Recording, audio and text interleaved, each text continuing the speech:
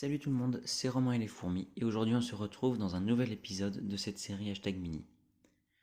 Aujourd'hui je vous présente une espèce européenne, c'est donc Phédole pallidula. Alors je ne vais pas vous réexpliquer le concept de la série, mais je vous invite en revanche à aller voir les deux vidéos précédentes sur Crématogaster scutellaris et Meerano plus bicolore.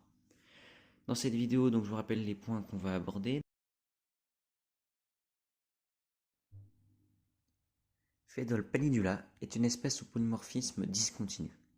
Cela signifie que nous trouvons dans les colonies des minors, des majors, mais absolument pas de médias.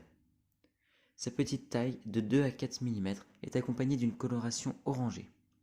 Elle peut varier du jaune au brun en passant par le orange et même le rouge pour les gènes, en fonction des colonies et des origines. D'un point de vue personnel, je la trouve plus élégante que les autres espèces jaunes de France car elle est plus fine.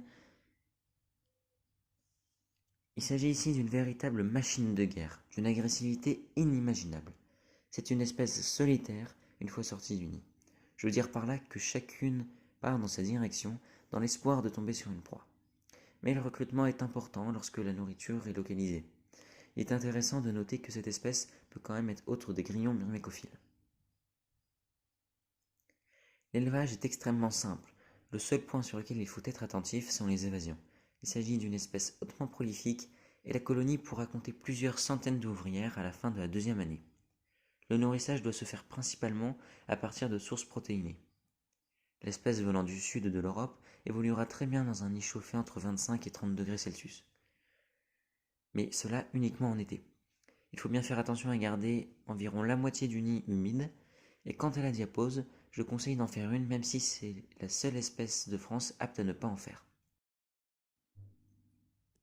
Après 2 ans d'élevage, j'en tire un très bon ressenti, peut-être car j'ai eu la chance de ne jamais avoir eu affaire à la moindre tentative d'évasion. L'élevage s'est arrêté à la mort brutale et inexpliquée de la gine. Tous les ans, j'en fais fonder quelques-unes que je ramasse aux essaimages afin d'en faire profiter les gens qui n'en trouvent pas chez eux. C'est toujours très satisfaisant de voir la première génération de 20 à 30 ouvrières arriver.